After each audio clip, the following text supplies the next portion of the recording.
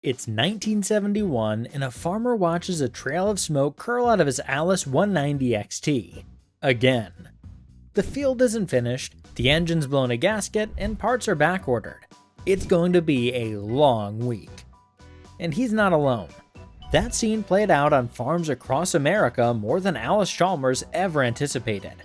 It was bold, it was turbocharged, and it was supposed to save a company on the edge. The Allis Chalmers 426 roared onto the scene with promises of unmatched power, but on farms across America, it became known for something else entirely. Blown head gaskets, cracked blocks, and heartbreak. This is the story of the engine that aimed too high and came apart trying. The Allis Chalmers 426 wasn't some lightweight experiment. This inline 6-cylinder diesel came with a turbocharger bolted on and a spec sheet that aimed squarely at the top of the horsepower wars of the day. At a time when 80 to 90 horsepower was the sweet spot for row crop tractors, Allis tuned the 426 to squeeze out every bit of performance they could. The result? The 190 XT, a new tractor built around the 426, rolled out with a factory rating of 93 PTO horsepower, more than enough to raise eyebrows at the local dealership. On paper, the engine seemed ready for the challenge. With a displacement of 426 cubic inches, it used a 4.25-inch bore and a 4.75-inch stroke, delivering plenty of low-end torque. The 426 used a direct injection system paired with a Rusa Master rotary fuel pump, which provided decent fuel delivery for the time, but wasn't especially tolerant of heavy abuse or tuning beyond spec. The compression ratio was typically 16.5 to 1, appropriate for a turbocharged diesel, but offered little margin for error under stress. Cooling came from a conventional water-cooled system, but it proved to be one of the engine's weakest links. In the 190 XT, airflow was often inadequate to keep up with the engine's heat output under prolonged load, especially with the radiator undersized for the job. The oiling system was also nothing special. Adequate for average use, but borderline for a turbocharged engine running at full tilt. The turbocharger, typically a Schwitzer unit, boosted power and efficiency, but it also increased cylinder pressures, adding more strain to an engine that wasn't overbuilt to begin with. The head bolts weren't heavy duty, and the block casting lacked the beefy reinforcement found in some of Allis's competitors' engines. Under the hood, everything looked impressive, until it was asked to work at that level day in and day out. Engineers had tried to walk a tightrope between performance and weight, but the result was a motor that often couldn't handle the pressure. For a few hours, it could go toe-to-toe with anything else on the market, but it was running right at the edge of its mechanical limits. On paper, it was exactly what Allis needed to regain its footing. A muscular, modern power plant that could go toe-to-toe with the Deere 4020. But in practice, the engine was a finely tuned performer with almost no margin for error. It had the size, it had the airflow, it had the ratings. But it wasn't built with the kind of over-engineering that made other tractors from that era so durable. When pushed hard, it began to reveal weak spots that engineers hadn't fully accounted for. And real quick, please hit that subscribe button. It really helps out my channel. The 426 looked tough on paper, but in the real world it had a hard time keeping up with its own reputation. BAC 190 is big and new, made for you. BAC 190 From Allis Chalmers. As farmers put the 190 XT to work, the weak points started to show. Chief among them, blown head gaskets. The engine's cooling system struggled to keep temperatures in check under heavy load, especially during long days of tillage or disking. That heat buildup put stress on the head bolts, and once they started to stretch or loosen, it was only a matter of time before coolant leaked into the combustion chambers, or worse. Once coolant hit the cylinder, detonation followed, and repeated thermal stress often warped the head. Repairs weren't cheap, and downtime during harvest season could be disastrous. And because the issue was tied to how the engine was designed and tuned, fixing it meant detuning or risking it happening again. And it didn't stop there. Cracked blocks, warped heads, and prematurely worn pistons weren't uncommon. The turbocharger, meant to boost performance, only amplified the engine's internal pressure problems. Farmers who didn't detune the engine, or who tried to push it beyond factory specs, often found themselves hauling parts instead of crops. There was also the issue of expectations. The 190XT was marketed as a powerhouse, and in many cases it delivered, just not for very long.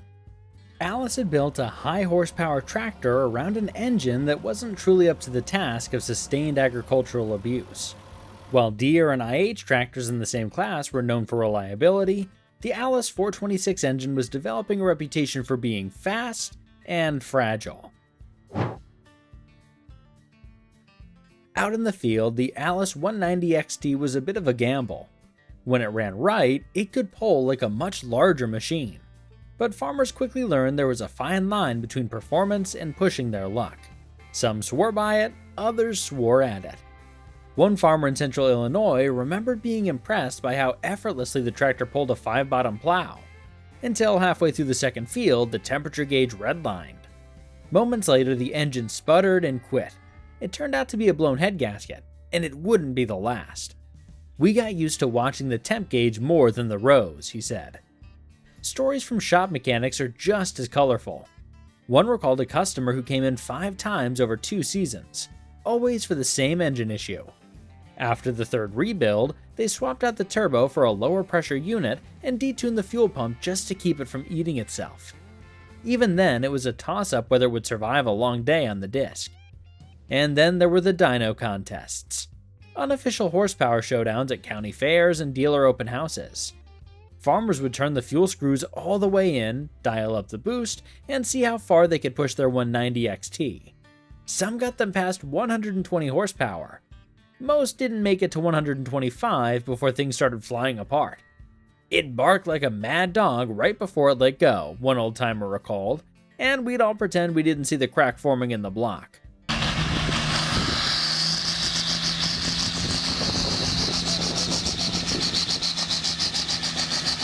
One farmer even claimed his 190XT hit 130 horsepower, once. It sheared a rod clean through the block halfway through the pole, and the crowd gave him a standing ovation. The tractor was towed home behind an old Super M. Still, there were those who learned how to live with the 426. They detuned the engine just enough to make it reliable, used it for lighter tasks like raking hay or pulling wagons, and treated it like a sports car with bad brakes. Fun, but you had to know what you were dealing with. Some even grew fond of it, quirks and all. Stories like these weren't just isolated incidents. They added up, and fast. The 426 might have had raw potential, but its reputation couldn't outrun its problems. Word spread quickly across farm communities. The 190XT was fast, but fragile. And in an industry built on long days and tight margins, no one wanted to gamble on an engine that might not make it through the season. Allis Chalmers tried to fix the perception. Later versions of the engine were improved, and when detuned slightly, it could be a solid performer. But by then, the damage was done. Dealers had a harder time moving the 190XT, and buyers grew wary of Allis Chalmers as a brand. Meanwhile, competitors like John Deere and International Harvester were building a reputation for reliability, and they ran with it.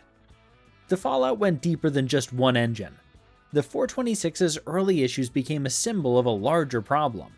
A company trying to keep pace with industry giants by pushing unproven solutions.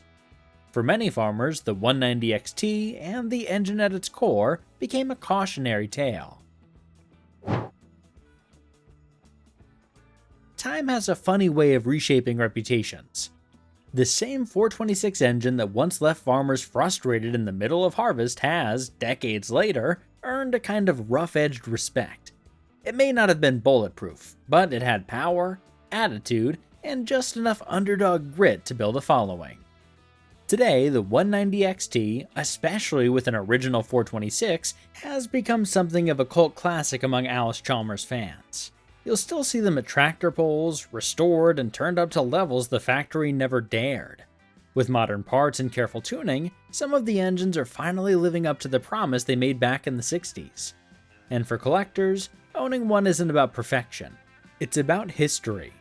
It's about the time Allis Chalmers took a big swing in a high-stakes game And even if they missed the mark, they left behind something worth remembering. Despite its rocky start, the Allis Chalmers 426 still has a place on farms and in sheds across the country.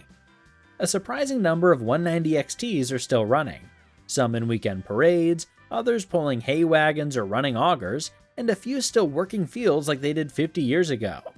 For those who've kept them going, it's less about nostalgia and more about knowing exactly what you've got under the hood, quirks and all. Restorers have embraced the challenge. You'll find fully rebuilt 190XTs at antique shows, outfitted with updated cooling systems, aftermarket gaskets, and carefully tuned pumps. They're often not stock anymore, and that's part of the appeal. For some owners, the goal isn't to return the 426 to factory spec. It's to build the engine Allis should have delivered in the first place.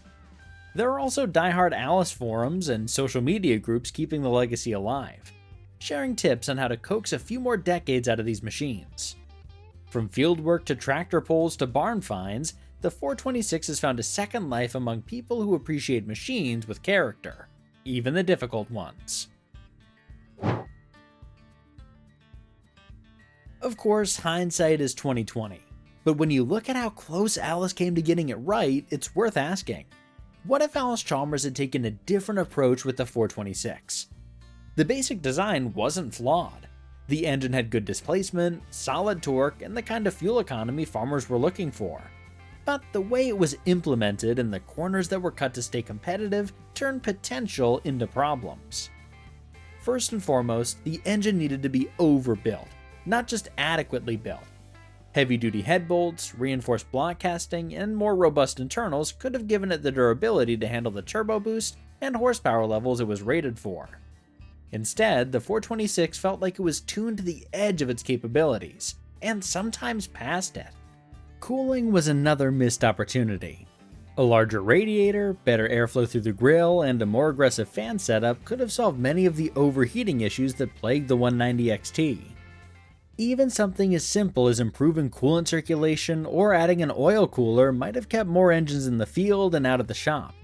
Some aftermarket fixes later addressed these problems, but they came too late to save the tractor's reputation. Farmers often took matters into their own hands, installing additional fans, replacing thermostats, or even cutting vents into the hood just to keep temperatures under control. It worked, but by then, trust in the machine had already taken a hit. Then there's the question of tuning.